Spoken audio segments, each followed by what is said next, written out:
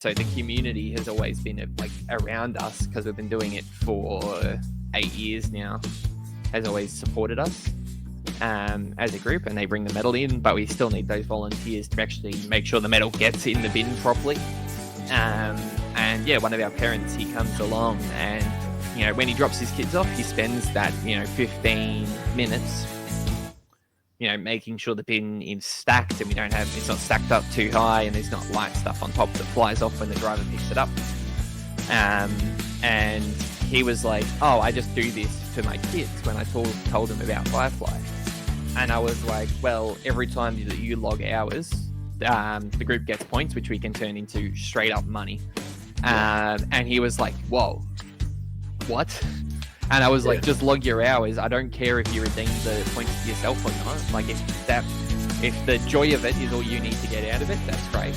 But give the group free money for the fact that you've already done this work. And he was like, great. And that night, he finished the sign up and started logging his time. Let's talk about badges for a little bit, because we believe gamification is a good thing. I feel like Scouts almost invented gamification. So can you talk to me a little bit about badges and the importance of badges and gamification in Scouting hierarchy? Yeah. I mean, you see it the most in actually as a Scout leader coming to Scout nights.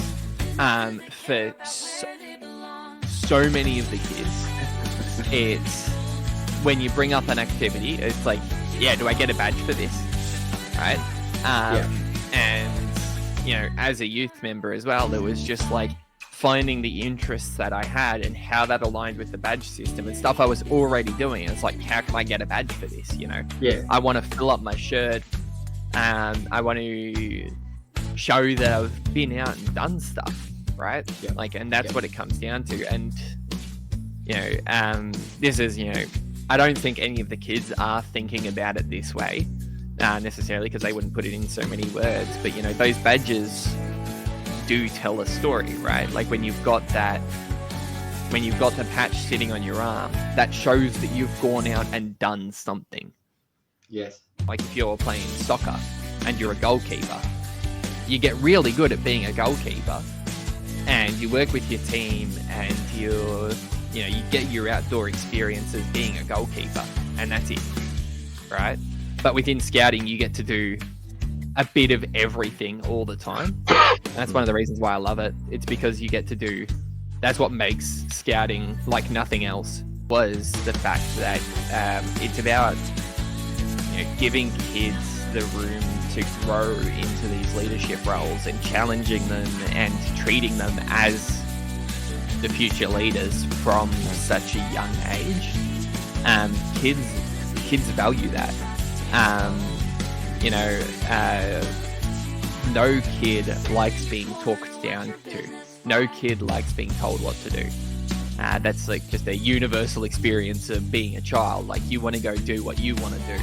And Scouting inherently serves those kids by being that space where they can do what they want to do. As a leader, very much encourage them to go do some volunteering time and come back and tell the other kids about it, tell the other kids what they got out of it.